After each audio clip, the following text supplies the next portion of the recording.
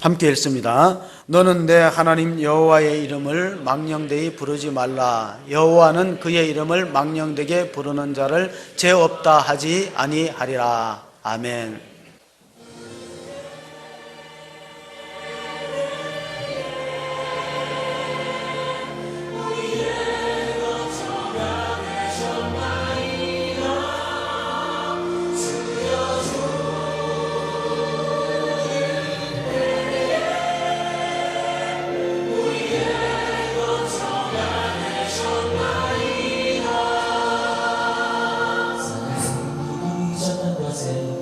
주께서 조성하시기 전 영원부터 영원까지 주는 하나님이라. 사람을 뒤끌로 돌아가게 하시고 말씀하시기를 인생들은 돌아가라 말씀하셨사오니.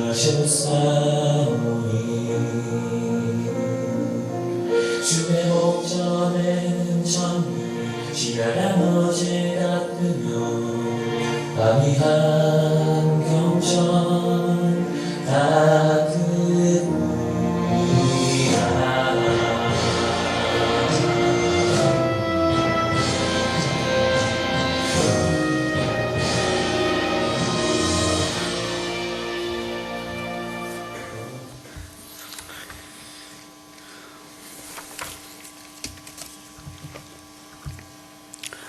노자의 도덕경 제1장에 등장하는 내용, 첫머리에 나오는 내용은 도가도 비상도 명가명 비상명이라는 글귀입니다. 풀어보면은 도라고 말할 수 있는 것은 영원한 도가 아니며 명가명 비상명, 이름을 붙일 수 있는 이름은 영원한 이름이 될 수 없다.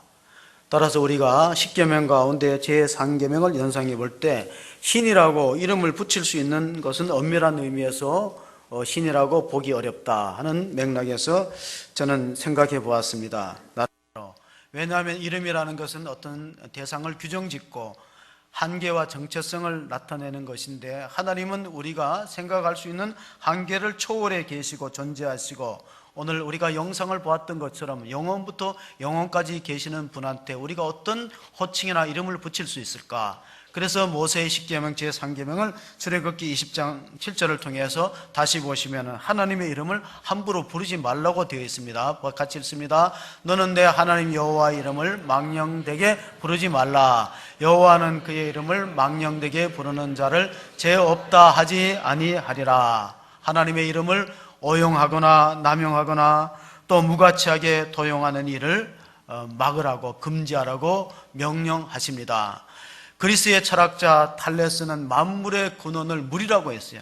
성경은 만물의 근원은 하나님이신데 왜 탈레스는 만물의 근원을 물이라고 했을까? 지금도 화성이나 우주를 탐사하는 사람들의 관심은 달에 과연 물이 있었는가, 화성에 물이 흔적이 있는가, 이걸 살펴봅니다.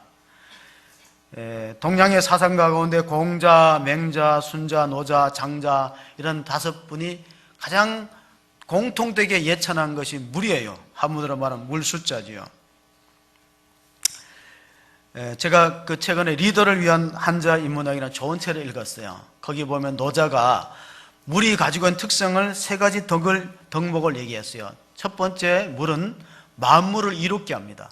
생명을 살리고 이롭게 해요. 건강과 생명을 지키는 좋은 일을 한다는 거예요. 그리고 두 번째, 물이 갖고 있는 덕은 선수를 다투지 않아요. 먼저 가려고, 앞서 가려고 하지 않고, 산에 막혀 있으면 돌아가고, 큰 바위가 있으면 갈라져서 가고, 웅덩이가 있으면 물 다 채우고 다음에 넘쳐서 가지. 그걸 이제 맹자는 뭐라고 했냐면은 웅덩이를 다 채우고 넘어간다. 그래서 영과 후진이라는 그런 사자성어를 썼어요. 물은 서로 시기하거나 경쟁하지 않고 그저 순리적으로 흘러간다는 뜻이죠. 세 번째, 물이 가지고 있는 덕목은 높은 데서 낮은 데로 흐릅니다. 절대 밑에서 위로 가지 않아요. 남들이 가기 싫어하는 곳, 소외된 곳, 겸손하게 이름 없이 빚도 없이 일하는 그런 물과 같은 리더가 최고의 지도자다, 그렇게 보는 겁니다. 서양에는 이런 속담이 있어요. 리더 알 리더.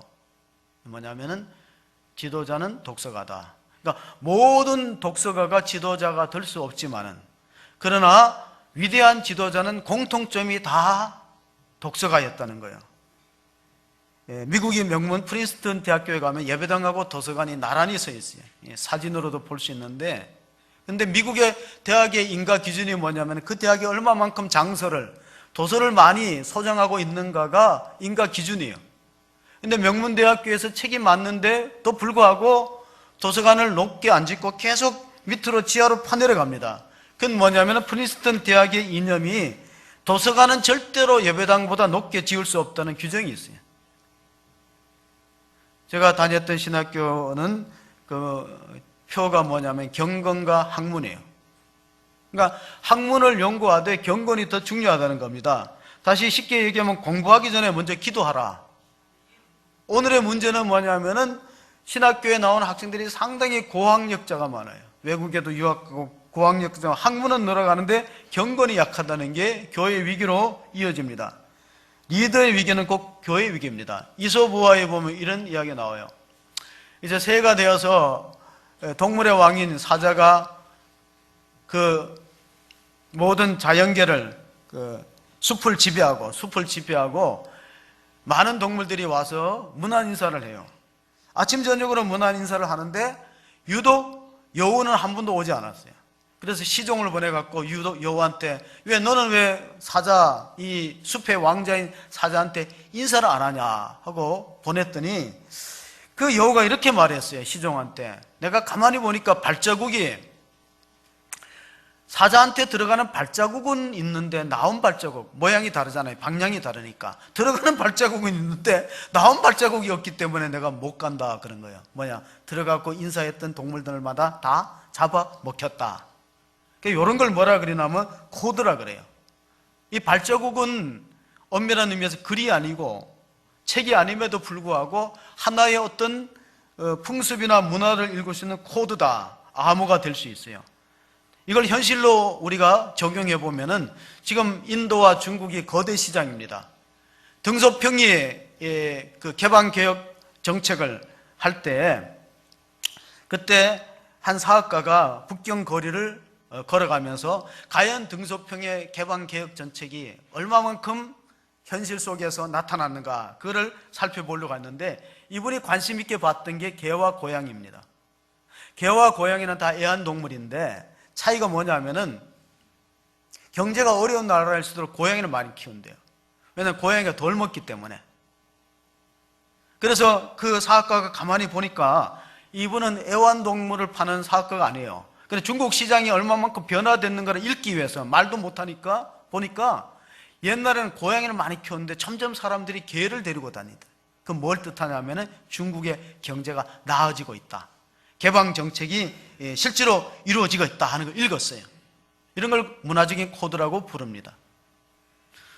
어떤 분이 산책할 때 개 한 마리를 데리고 조깅을 하는데 마침 그날이 이제 쉬는 휴일이라서 달리기 시합을 했어요. 개 한 마리하고 남자 셋이 달렸는데 한 사람은 이겼어요. 빨랐어요. 한 사람은 비슷하게 들어왔어요. 한 사람은 개보다 더 늦게 들어왔어요. 진행자가 상을 주는데 3등은 이렇게 말했어요. 개만도 못하신 분 3등입니다. 똑같이 들어온 사람, 개 같은 분은 2등입니다. 개보다 더한 분은 1등입니다. 어떻게 욕이 되는지 모르겠어요. 그런데 이거는 웃자고 하는 얘기고, 인간의 기준은 동물이 아니고 뭐라고, 하나님이 창세기 1장 1절에 하나님이 태초에 천지를 창조하시니라. 그 인간의 모든 출발과 기원은 하나님으로부터 시작되었고, 출애굽기 20장의 십계명도 하나님의 백성들이 지켜야 될 도리예요. 이거 안 믿는 사람은 못 지키는 거죠. 왜냐하면 안 믿는 사람한테 이걸 요구할 수 없어요. 이거는 하나님의 백성들, 구원받은 자들에게 필요한 덕목이에요. 그래 하나님께서 이스라엘 민족을 이집트의 노예 상태에서 건져내시고 구원한 다음에 십계명을 줬지. 노예 상태에 있을 때 십계명을 주면서 너희들 지금 힘들지? 어렵지? 내가 구원해 줄게. 그러면 구원 받으려면 이 십계명을 지켜, 이렇게 하지 않았다는 거예요. 그들을 건져내고 십계명을 주셨어요. 유대인들도 십계명에 대한 재미있는 그 조크가 하나 있는데, 이게 뭐냐면 하나님이 정하지 않은 11계명이 있대. 자기네들이 정한 거래요. 그 뭐냐니까 11계명은 들키지 마라. 안 들키면 된다는. 자, 창세기 1장 28절 하나님이 인간에게 주신 첫 번째 복이 무엇입니까? 같이 한번 보십니다. 하나님이 그들에게 복을 주시며 하나님이 그들에게 이르시되 생육하고 번성하여 땅에 충만하라. 땅을 정복하라. 바다의 물고기와 하늘의 새와 땅에 움직이는 모든 생물을 다스리라 하시니라. 하나님이 인간을 축복하고 모든 자연 세계를 맡겼는데 그 맡겼다는 권한 위임이 뭐로 나타나냐면요, 이름 짓는 걸로 나타나요. 네이밍 작업, 하나님이 모든 그 동물의 네이밍 작업을 하나님이 직접 하지 않고 인간에게 맡겨주셨어요. 위임했다는 겁니다. 하나님이 그만큼 우리를 신뢰하고 특권을 주신 건데 창세기 2장 19절에 나와 있습니다. 같이 한번 보시겠습니다. 창세기 2장 19절 여호와 하나님이 흙으로 각종 들짐승과 공중의 각종 새를 지으시고 아담이 무엇이라고 부르나 보시려고 그에게로 이끌어 가시니 아담이 각 생물을 부르는 것이 곧 그 이름이 되었더라. 아멘. 하나님이 인간에게 자연을 맡겼다는 것은 뭐로 나타나냐면 이름 짓는 거 너 해보라. 하나님이 모든 동물을 지었지만은 이름은 네가 지으라. 그러니까 얼마나 우리를 위임해 주었어요. 우리가 잘 아는 그 김춘수라는 시인이 꽃이라는 제목의 시를 지었는데 여러분 한번 들어보셨을 거예요. 내가 그의 이름을 불러주기 전에는 그는 다만 하나의 몸짓에 지나지 않았다. 내가 그의 이름을 불러주었을 때 그는 나에게로 와서 꽃이 되었다. 내가 그의 이름을 불러준 것처럼 나의 이 빛깔과 향기에 알맞는 누가 나의 이름을 불러다오. 그에게로 가서 나는 그의 꽃이 되고 싶다.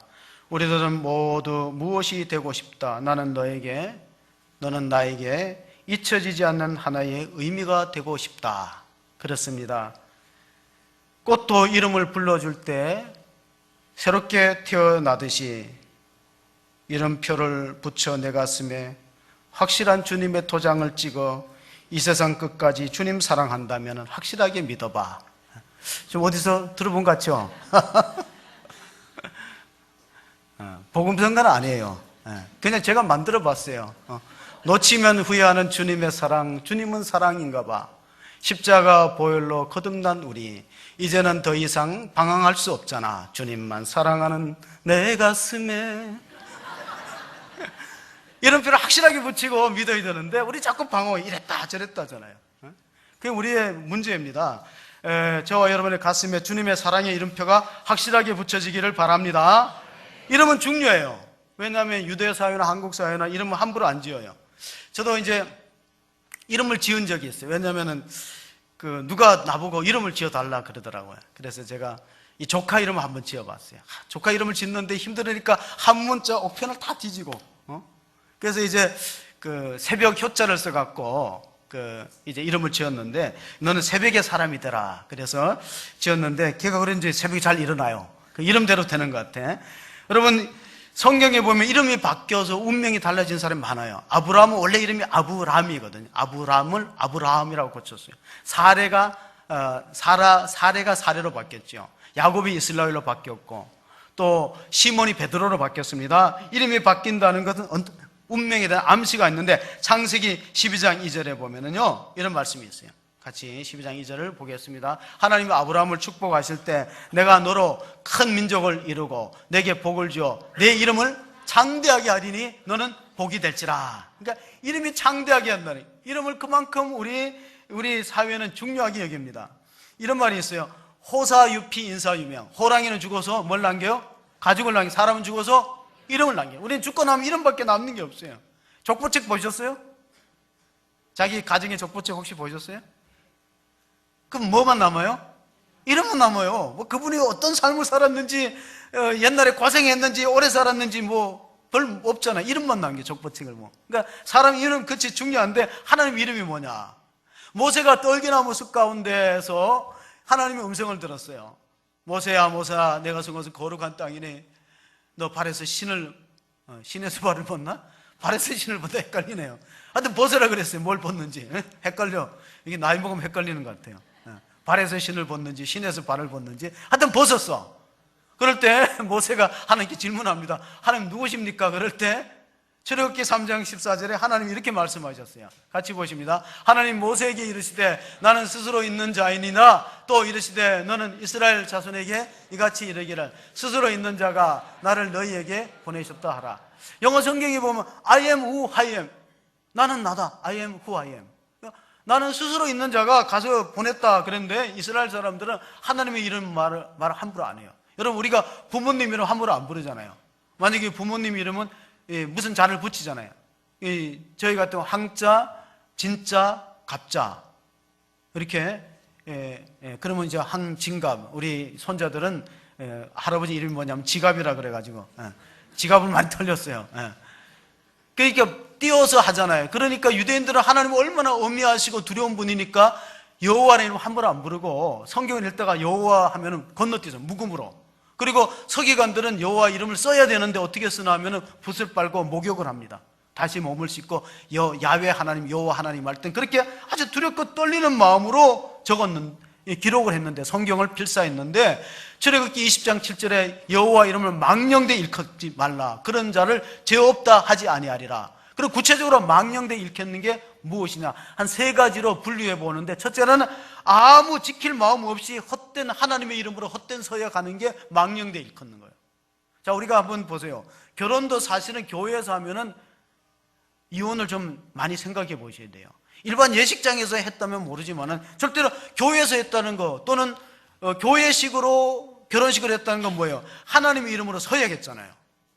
하나님의 이름으로 서약한 거예요. 근데 우리가 살다 보면 힘들면은 하나님 이름 잊어버려요. 그게 망령되 일컫는 거예요. 임직을 받을 때도 그래요. 내가 주님을 위해서 죽도록 충성하겠다 그래요. 조금만 힘들면은 자꾸 포기하고 주저하는 마음. 온노비 청문회 사건 할 때 보면 하나님 앞에 증인이 되겠느냐 그러면 그렇게 말해요. 우리가 부끄러운 건 그 온노비 청문회 참석했던 분들이 다 권사님 이상 직분자들이에요. 서양에는요, 미국 가서 깜짝 놀란 그 교포가 있는데 유리창에 이렇게 써놨더래요. 결혼 반지를 대여합니다. 그래서 우린 결혼 반지 대여합니까? 가서 맞춥니까? 근데 앞으로 결혼 반지 대여할 날이 올 수도 있어요. 왜 그럴까요? 좀 바뀌니까, 결혼 대상자가 자꾸 바뀌니까 이게 결혼 반지를 뭐 굳이 맞춰야 되느냐, 대여한다는 거예요. 자, 그리고 서양에서는 뭐 남을 저주하거나 욕할 때 하나님 이름을 써요. 오 마이 갓, 이것도 사실 좋은 이름이 아니거든요. 그리고 지저스 크라이스트, 이거 상투적으로 신의 이름으로 불평하는 거예요. 망령되 일컫는 거, 하지 말라는 거예요.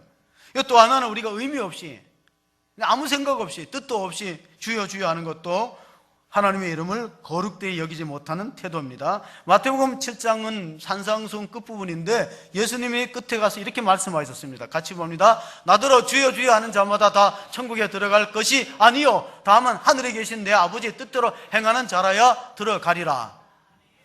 하나님의 뜻대로 살려고 주님을 찾고 주님의 이름을 부르면은 그건 하나님 이름을 거룩하게 하는 거예요. 그런데 지킬 의도는 없고 하나님 뜻대로 살 생각을 안 하면서 그냥 주여 주여 하는 것은 망령되이 부를 수 있는 위험성이 있어요. 우리가 주기도문 보세요. 주기도문 맨 앞에 나오는 내용은 이렇습니다. 하늘에 계신 우리 아버지여, 그 다음에 뭐예요? 이름이 거룩히 여김을 받으시오며 뜻이 하늘에서 이루어진 것처럼 땅에서도 이루어지이다. 그러니까 주기도문의 정신도 하나님의 이름을 높이는 거예요. 칼빈은, 종교개혁자 칼빈은 이 3계명을 잘 지켜야만 우리가 하나님의 이름을 남용하거나 오용하거나 또는 함부로 도용하거나 악용하여서 쓰지 않는다. 세계를 정복했던 알렉산더가 한 번은 막사를 시찰하고 가다 보니까 이름 병사들이 아주 밑에 있는 말단 병사가 욕하는 소리가 들렸어요. 자기 흉보는 소리. 그래갖고 얼마나 기분이 나쁜지 혼을 내려고 하다가 참고 가만히 들어봤어요. 그래서 알고 보니까 자기랑 이름이 똑같은 동료 병사를 흉보는 거예요. 그 망나니가 아주 규율도 안 지키고 형편없고 이렇게 욕을 하는데 이름이 똑같아요. 그래 알렉산더가 부관을 보내갖고 나랑 이름 똑같은 병사를 불러오라 그랬어요. 그러니까 너의 이름이 알렉산더냐? 그러니까 알렉산더래. 그럼 너는 지금부터 내 말을 잘 들어라. 너의 행실을 바꾸든지 이름을 바꾸든지 양자택일 하라 그래. 왜? 이름이 똑같으니 너가 잘못하면 내가 욕먹는 거 아니냐? 혹시 여러분하고 이름이 똑같은 분이 있습니까? 없습니까?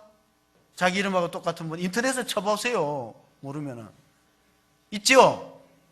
제가 쳐봤잖아요. 이름이 똑같은 분이 한 분 있는데 저는 너무 다행이야. 그분은 대학교 교수고 또 서예가고 장로님이셔. 아, 이거 얼마나 감사해요. 만약 그 사람이 뭐 범죄했던 인터넷에 기사가 나와보세요. 똑같은 이름, 뭐 서로 짠 건 아니지만 얼마나 좀 그 마음이 안 좋겠어요. 근데 그 이름이 저랑 똑같은 분이 왜 좋은 일 하고 계신 너무 감사했어요. 여러분, 교인들이 그리스도인이라는 그 칭호를 들을 때가 사도행전에 보니까 13장, 14장 거기 사도행전에 안디옥 교회 갔을 때 그때 그리스도인이라는 칭호를 들었어요. 그럼 안디옥의 바울과 바나바가 어떻게 목회를 했기 때문에 성도들을 그리스도인이라고 이름을 붙였냐면은 그리스도인이라는 소유격이거든요. 크리스찬, 그리스도에게 속한 사람이다. 한문으로 영어로 쓰면은 made in God, 하나님의 제품이란. 여러분 옆 사람 보고 한번 인사해 보시죠. made in God입니다. 인사합시다. made in 삼성만 해도 얼마나 비싼지 몰라요. made in 삼성. 근데 made in God, 그리스도가 크리스찬에게 속했다는 게 얼마나 그 영광입니까? 이름은 기업의 이름이나 브랜드 가치는 중요합니다. 일본이 너무 경제적으로 어려울 때요, 한 은행이 도산의 위기가 있어요. 너무 영업 실적이 없으니까 은행을 문을 닫아야 돼요. 그래서 마지막으로 한 게 뭐냐면은 이판사판이다. 이름이나 한번 바꿔보자. 어차피 망할 건데. 그 은행 이름을 일본에서 뭐로 바꿨는지 아세요? 도마토 은행이라고 바꿨어요.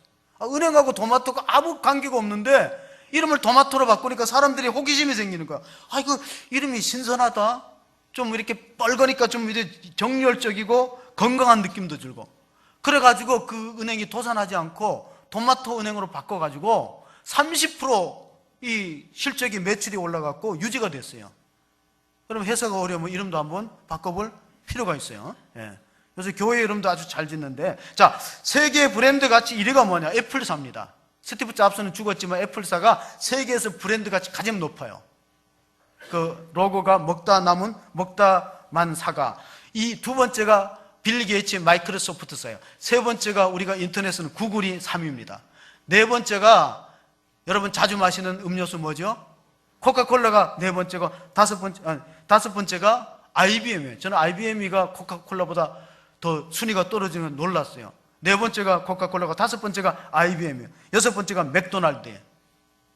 우리 삼성은 얼마나 속하는지 모르지만은 하나님의 브랜드는요, 역사 속에서, 성경 속에서 우리가 찾아볼 수 있는데, 첫 번째 창세기 22장에 아브라함이 이삭을 대신 바쳤을 때 하나님이 수양을 준비하시고 그 여호와 이름을 뭐라고 불렀냐면 여호와 이레라 불렀어요.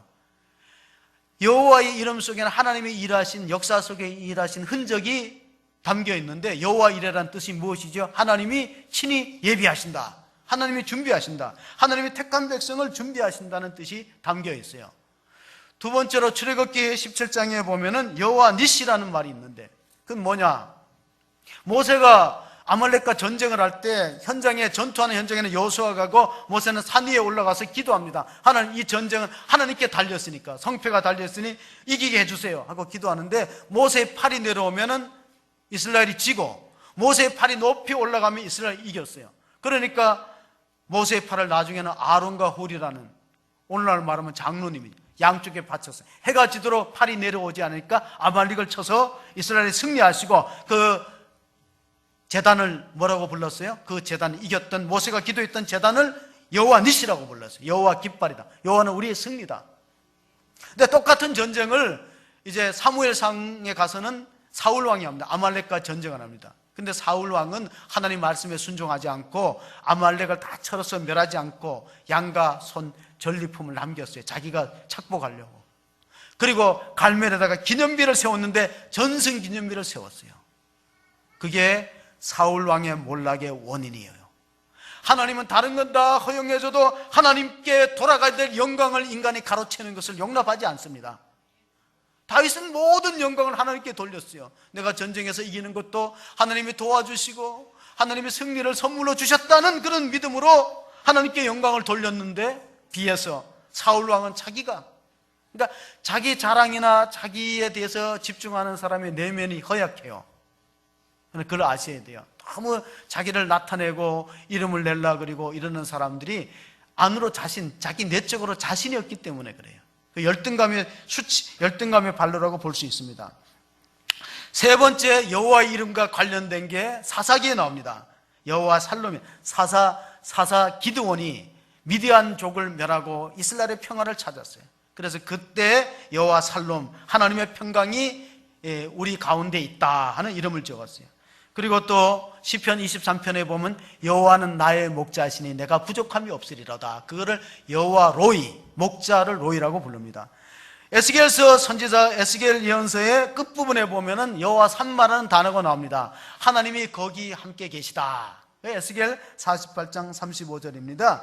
우리가 좀 관심을 갖고 봐야 될 게 출애굽기에 나오는 여호와 라파라는 단어입니다. 출애굽기 15장 26절 한번 같이 읽어봅니다. 이르시되 너희가 너희 하나님 나 여호와의 말을 들어 순종하고 내가 보기에 의를 행하며 내 계명의 길을 기울이며 내 모든 규례를 지키면 내가 애굽 사람에게 내린 모든 질병 중 하나도 너희에게 내리지 아니하리니 나는 너희를 치료하는 여호와임이라.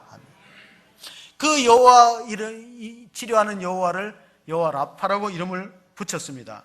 하나님의 백성들이 왜 이 사건이 유래가 되겠냐면은 이스라엘이 홍해를 건너서 이 마라라는 지역에 왔는데 물이 없어요. 사흘 동안 물을 못 먹었어요. 그러니까 불평하고 원망하다가 물을 딱 발견했는데 써서 먹을 수가 없어요. 그래서 모세가 기도했더니 나뭇가지를 던지라. 오늘 말하면 십자가를 던지라.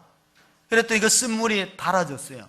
그러고 나서 주신 말씀이 출애굽기 15장 26절에 여호와 라파의 하나님, 나는 너희를 치료하는 하나님이다. 근데 조건이 있어요. 너희가 내 말에 순종하고 내 계명을 지키면은 내가 너희를 다 고쳐주고 회복시켜 줄 것이다. 자, 우리가 인생을 살아가면서 왜 원망하고 불평하게 되는가? 이스라엘 역사를 해고해 보면은 첫째는 그들이 과거에 받은 은혜를 금방 잊어버려요. 과거에 홍해를 건넜던 기적적인 사건을 잊어버리기 때문에 원망에 빠지고, 두 번째는 현재의 축복에 대해 감사가 없어요. 그럼 원망에 빠집니다. 그리고 세 번째는 미래 비전을 상실합니다. 하나님이 어떻게든지 우리를 가나안 땅으로 인도할 건데 조금만 참자, 이런 믿음이, 비전이 있고 미래에 대한 어떤 전망이 있는 사람은 쉽게 원망하고 불평하지 않아요. 욥은 보세요. 욥은 다 잃어버렸어요. 자녀도 잃고 물질도 잃고 건강도 잃었지만 욥기 1장 21절 보면은 주신 자도 여호와시오. 그 앞에 이런 말이 있어요. 내가 이 땅에 올 때 적신으로 왔고 갈 때도 적신으로 돌아간다. 공술의 공수고 어차피 나는 빈몸으로 왔다 빈몸으로 가는 건데 주신 자도 여호와시오 취하신 자도 여호와니 여호와 이름이 찬양을 받으실지라 하고 하나님 이름 찬양했잖아요. 하나님이 그에게 갑절의 축복을 주시고 회복하는 역사를 허락하셨습니다. 우리가 다 살고 나면 이름이 남는데 역사에 보면은 사육신의 이름이 있고 생육신의 이름이 있어요. 뭐냐면은 사육신은 한 번 섬겼던 군주를 위해서 목숨을 버리고 충성스러웠던 사람을 사육신이라고 해요. 그러나 생육신은 자기 일신의 부귀 영달을 위해서 변절하고 목숨을 부지했지만은 역사는 그들을 반역자라고 일컫고 있어요. 지금 4월 총선 때문에 훌륭한 인재를 영입하려고 각 당에서 애를 씁니다. 링컨이 집권하고 대통령이 됐을 때 누가 한 사람 추천했어요. 이 사람을 내각에 쓰면 좋다. 근데 면접 결과 안 쓰겠다는 거예요. 왜 안 쓰겠다니까 링컨이 그 사람 인상이 마음에 안 든다 그랬어요. 그랬더니 아니 외모야 뭐 인상이야 타고나는 건데 그 사람이 탓이 아니고 부모 탓이 아니냐 그러니까 링컨이 아니라 그랬어요. 40이 남자는 나이가 40이 넘으면 자기 얼굴에 책임을 져라 그랬어요. 옆 사람 한번 보세요. 책임질 수 있는지. 예. 책임지게 생겨. 그리고 이렇게 말했어요. 그 사람 얼굴에는 성경 읽은 흔적이 안 보인다. 링컨이 한 중요한 말이에요. 성경 읽으셔야 돼요. 유대인들이 이렇게 말합니다. 아내의 얼굴은 남편의 이력서다. 그러니까 아내가 고생을 많이 하면 누가 고생시킨 거예요? 남편이 자수하여 강명 찾으셔야 돼요. 예. 저도 집사람이 안 웃고 이러면은 이제 제가 뭘 잘못하는 모양이다 하고 자수하잖아요. 아내 얼굴은 남편의 뭐라고? 이력서. 그럼 바꿔도 돼요. 아내 얼굴은 남편의 이력서지만 남편의 얼굴은 뭐야? 아내의 이력서야. 남편이 잘해줘야, 아내가 잘해줘야 남편의 얼굴이 편할 텐데. 자꾸 막 이렇게 끌고 이렇게 하면은 안 되잖아요. 예? 스데반은 돌에 맞아 죽을 때 얼굴이 천사 같았대. 얼마나 아름다운 임종입니까? 사도행전 6장 15절에 보면은요, 공회중에 앉은 사람들이 다 스데반을 주목하여 보는데 그 얼굴이 뭐와 같아? 천사와 같았더라. 그러니까 죽을 때 이렇게 죽으면은 가장 복 있는 사람이죠. 누가복음에 보면요, 전도대가 전도를 하고 와서 돌아왔을 때 귀신이 막 쫓겨났어요. 예수님의 이름으로 기도하니까 귀신이 물러나니까 너무 신나갖고 제자들이 와서 보고를 했어요. 그때 예수님이 이렇게 말했어요. 누가복음 10장 20절에 보시면은요, 그러나 귀신들이 너에게 항복한 것으로 기뻐하지 말고, 밑에 읽습니다. 너희 이름이 하늘에 기록된 것으로 기뻐하라 하시니라. 여러분, 우리가 이 땅에서는 이름을 안 남겨도 돼요. 근데 어디다 이름을 남겨야 돼요? 하늘나라 생명책에 이름을 못 남기면은 실패하는 신앙생활이 되고 마는 거예요. 세계 장수촌의 특징이 있대요. 세계에 이렇게 TV에도 나오잖아요. 뭐, 코카서스 지방인가, 뭐, 하여튼 중국의 훈자 지방, 하여튼 장수하는 데가 있어요. 장수하는 데 특징이 뭐냐면은요, 그 마을 사람들이 되게 낙천적이고 많이 웃는데, 우리 얼굴이 지옥에서 출장 나온 얼굴 같으면 안 된다는 거야. 뭐 너무 심각해. 지옥에서 출장 나온 것 같아. 많이 돈 안 드는 보약이면 웃음이래요. 동의 보감에서 최고의 보약이 허준이 웃음이라 그랬거든요. 하나님이 우리에게 건강을 지킬 수 있는 두 가지를 줬는데, 물하고, 조금 전에 서두에 얘기했던 물하고 웃음이에요. 물 비싸요, 안 비싸요? 물 뭐 그렇게 안 비싸잖아요. 되게 비싼 것처럼 그래 심각하게 그러니까. 근데 물을 1.8리터 이상씩 드셔야 되는데 저도 물 잘 안 먹어요. 웃으면 왜 좋냐면요, 사람이 웃으면은 엔돌핀이 3,000개 암세포를 죽인대요. 우리 하루에 한 3,000개 암세포가 지나가는, 3,000개 암세포 죽이는데, 화를 내면은 멀쩡한 세포가 84,000개 죽는데요. 그러니까 84,000개가 화를 내고 분노하면 죽으면은 그 공간에 뭐가 들어가면 콜라겐이 들어가요. 그게 모든 걸 막아버려. 혈류를 막아버리니까 건강이 안 좋지. 그러니까 정상세포가 죽은 자리에 나쁜 게 들어간다는 거예요. 그럼 웃으면은 이게 다 살아나는 거죠. 제가 놀라운 건요, 여기 이 꽃 중에 감사라고 글씨 적었잖아요. 감사라고 적었지. 저쪽엔 잘 안 보여요. 보이죠? 감사라고 적어서 그런지 무지 오래 살아요, 이거. 만약에 여기 원망 불평이라 썼으면 벌써 죽었어, 시들고. 그 진짜로 실험해 보세요. 나는 이게 놀란 게, 집에서도 둘이 얘기했어요. 야, 지금 이상하게 안 시든다. 벌써 죽어야 되는데. 감사라고 써놓으니까 안 죽잖아요. 감사가 갖고 있는 힘이 얼마나 큰지 몰라요. 원망하고 불평하면은 그대로 되는 거예요. 칼바드트라는 신학자가 이렇게 말했어요. 과학하고 예배하고 과학은 같은 동기에서 출발한다. 왜냐하면 하나님이 지은 이 대세에 대한 감탄하잖아요. 감탄은 하나님 높이고 이름의 영광을 돌리는데, 저는 하나님의 이름에 망령되이 안 일컫는 방법이 몇 가지인데 그 중에 하나가 기도라고 생각해요. 왜냐하면 기도할 때는 하나님 이름 함부로 안 부르잖아요. 요한복음 14장 13절 한번 보시죠. 거기 보면 이런 말씀이 있어요. 너희가 내 이름으로 무엇을 구하든지 내가 행하리니 이는 아버지로 하여금 아들로 말미암아 영광을 받으시게 하려 함이라. 기도는 하나님의 이름을 처음에 불렀다가 끝날 때 예수님의 이름으로 끝나요. 그러니까 하나님의 이름을 함부로 부르거나 망령되이 부르지 않아요. 그리고 얼마나 기도의 사역이 중요한가. 우리가 하나님을 높이는 찬양도 기도의 일종입니다. 왜냐하면 찬양을 곡조 있는 기도라고 부를 수 있어요. 우리가 기도할 때 보면은 처음에는 구하는 단계, 그 다음에 조금 한 단계 지나면 들어요. 내가 하나님 음성을 듣죠. 하나님 나한테 뭔 말씀을 하시는가 들어요. 그럼 성숙한 거죠. 그 다음에 감사는 더 성숙한 거야. 감사하고 이래도 감사하고 저래도 감사하고, 네 번째는 찬양한 단계가 됩니다. 기도가 영적인 싸움이라면 찬양은 영적으로 승리를 선포하는 거예요. 하나님이 모든 걸 해주셨다 선포하는 거죠. 자, 우리가 신학교 교수가 이런 말 한 적이 있어요. 찬양이 예배가 되지 못하면 공연에 지나지 않는단 말이에요. 그러니까 공연이 나쁜 게 아니라 공연은 세상의 무대에서 하는 거예요. 근데 찬양은 하나님께 예배하는 마음, 하나님의 이름을 높이는 그런 마음을 가지고 할 때 진정한 의미가 살아납니다. 다윗이 하나님을 이렇게 찬양했어요. 시편 34편 1절을 한번 같이 봅니다. 내가 여호와를 항상 송축하며 내 입술로 항상 주를 찬양하리이다. 다윗이 잘한 게 뭐냐면 다윗은 3계명을 잘 지켰어요. 절대 하나님의 이름을 망령되이 부르지 않고 어떻게 하든지 하나님의 이름에 욕이 돌아갈까 봐 애를 썼어요. 자기가 죄를 지었어도 참여했잖아요. 정말 하나님 이름의 영광을 돌리지 못한 죄를 참여했잖아요. 시편 8편에 보면 이런 기절이 있어요. 여호와여 주의 이름이 온 땅에 어찌 그리 아름다운지요. 이 말은 신앙의 높은 경지를 뜻합니다. 왜냐하면 모든 하나님이 지은 게 아름답게, 은혜 받는 사람의 눈에는 세상의 모든 만물이 아름답게 보입니다. 이스라엘을 성지 순례하는 사람들에게 당부하는 말이 있어요. 예루살렘을 맨 나중에 봐야 된대요. 왜냐하면 예루살렘을 처음에 딱 가서 봐버리면 다른 데가 다 시시하대요. 그렇게 아름다운 것이에요. 저도 가보지는 않았는데 예수님도 예루살렘 맨 나중에 십자가 질 때 들어가셨어요. 우리가 믿는 사람은 마지막이 좋아야 되는데 예수님의 최후의 기도를 보면요, 우리를 위한 기도가 들어있어요. 예수님은 마지막 기도할 때 당시의 제자들뿐 아니라 장차 예수를 믿는 백성들, 저와 여러분을 위한 기도가 들어있는데 그게 요한복음 17장 11절에 나와 있습니다. 한번 같이 보시죠. 나는 세상에 더 있지 아니하오나 그들은 세상에 있사옵고 나는 아버지께로 가옵나니 거룩하신 아버지여 내게 주신 아버지의 이름으로 그들을 보존하사 우리와 같이 그들도 하나가 되게 하옵소서. 애국가 끝부분에 대한 사람 길이 보존하세요가 여기 나오는 보존은 똑같아요. 그러니까 보존이 아니고 보전이에요. 근데 그 보전이라는 말은 잘 안 씁니다.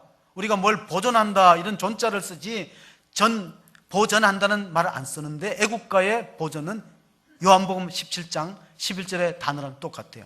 하나님 이민족을 지켜주세요. 하나님이 우리 믿는 택한 백성을 보존해 주세요. 우리가 엘리야라 할렐루야 하나님 찬양할 때 할렐루야 하잖아요. 할렐루야는 찬양이고 야는 야훼라는 뜻이에요. 야훼. 엘리야 할 때 엘은 하나님이고 엘로힘 하나님이고 리는 나의, 야는 야훼. 여호와는 나의 하나님이시다. 그때 종교 혼합주의가 있고 바알과 아세라를 섬길 때 여호와만이 참신이고 찬양받을 하나님이시다는 선언이 들어있습니다. 예레미야서 15장 16절에 보면 예레미야 선지자는 이런 기도를 드렸어요. 만군의 하나님 여호와시여 나는 주의 이름으로 일컬음을 받는 자라 내가 주의 말씀을 얻어먹었사오니 주의 말씀은 내게 기쁨과 내 마음에 즐거움이오냐. 말씀을 얻어먹었다는 거예요. 여러분 이거 먹는다는 표현을 가장 적절하게 잘 쓰는 민족이 우리나라예요. 우리 축구 시합하면은 우리가 한 골 어떻게 했다 그러죠? 한 골 먹었다 그래요. 근데 세계 3,000종의 언어 가운데 축구 경기에서 먹었다는 나라는 우리나라밖에 없대요. 한 점 잃었다 그랬는데 외국에는 한 점 잃었다 그러지 우리는 한 골 먹었다 그러잖아요. 우리가 또 고생을 많이 하면 뭘 먹었다 그래요? 애 먹었다 그래요. 외국 사람들이 애 먹었다 그런 말을 깜짝 놀래요. 식인종인가? 이 사람들은 애도 먹나? 그래. 우리는 그런 뜻이 아니고 고생했다는 뜻이야. 뭘 우리가 욕도 먹고 애도 먹고 참편도 먹고 먹는 거 그래 잘하잖아요. 근데 말씀을 먹어야 된다, 말씀을. 그러니까 하나님 이름을 망령되이 안 일컬려면 하나님 말씀을 암송하고 먹고 읽고 그렇게 하셔야 돼요. 시편 119편 108절에 보면은 이스라엘 민족들도 이 하나님 말씀을 먹는다는 표현을 합니다. 같이 봅니다. 시편 119편 108절입니다. 여호와여 고아오니 내 입에 드리는 자원 제물을 받으시고 주의 공의를 내게 가르치소서. 주의 말씀의 맛이 내게 어찌 그리 단지요. 119편 108절에 나오는데 우리나라에 왔던 선교사들이 깜짝 놀라는 것 중에 하나가 한국인의 암송 능력이에요. 그렇게 잘 외웠대요. 지금 우리가 부흥회라는데 초대교회는 사경회라는 걸 했는데 일주일씩 해요. 그럼 사람들이 쌀을 머리에 이고 땔감을 가지고 와서 같이 모여서 기도하고 그리고 또 말씀을 같이 암송하고 읽고 그러면서 초대교회가 크게 성장했기 때문에 오늘 또 한국교회가 위기를 탈출하는 방법 중에 하나는 본질로 돌아가는 거. 기도가 회복되고 말씀이 회복되는 데 있습니다. 그래서 우리가 유대인들 한번 돌아봐야 돼. 유대인들은 왜 세계에서 가장 그 교육의 효과가 학습 효과가 탁월한가? 스탠퍼드 대학교에서 연구를 해봤어요. 세 가지 결론이 나왔어요. 첫째, 유대인들은 모든 일을 할 때 하나님 중심으로 한대요. 이렇게 가르칩니다. 아이들한테 세마 본문을 암송하라, 성경을 암송하라고 가르치면서 여러분 우리가 큐티도 하고 성경 읽기도 하지만 암송에 비교할 바가 없어요. 만약에 여러분들 자녀들이 여러분이 성경 암송 기절을 몇 군데 100구절, 200구를 뽑아서 준다면은 유대인과 같은 훌륭한 업적을 남기고 노벨상도 탈 수 있습니다. 왜냐하면 우리나라 IQ가 더 높대요. 근데 교육의 방법에서 문제가 있는데 유대인들은 철저하게 하나님 중심의 삶을 가르치는데 이렇게 말합니다. 하나님이 없으면 너 존재 자체가 없는 거야. 마치 부모가 없으면 내가 없는 것처럼 너 하나님이 안 계시면 너는 없는 거야. 하나님이 모든 것의 중심이 된다고 끊임없이 가르쳤어요. 유일하신 하나님. 두 번째는 해당 중심이에요. 유대인들은 10가정이 모이면 해당 하나를 지어요. 세워요. 철저하게 교회 중심으로 모여서 서로 말씀을 나누고 예배를 드립니다. 우리가 청년들, 우리 다음 세대는요, 교회를 정해서 소속하지 않으면 신앙적으로 방황합니다. 마치 어린아이가 한 군데 가서 젖을 먹어야지. 오늘은 여기서 젖 먹고 내일은 저기서 젖 먹고 그러면 되겠습니까? 정상적으로 건강하게 면역성을 갖고 성장할 수 있습니까? 그러니까 해당 중심이에요. 철저하게 해당 중심이에요.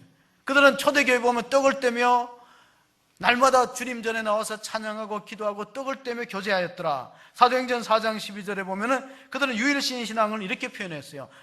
같이 보십니다. 다른 이로서는 구원을 받을 수 없나니 천하 사람 중에 구원을 받을 만한 다른 이름을 우리에게 주신 일이 없음이라 하였더라. 오직 하나님의 이름만을 높이고 의지했습니다. 세 번째가 랍비 중심이에요.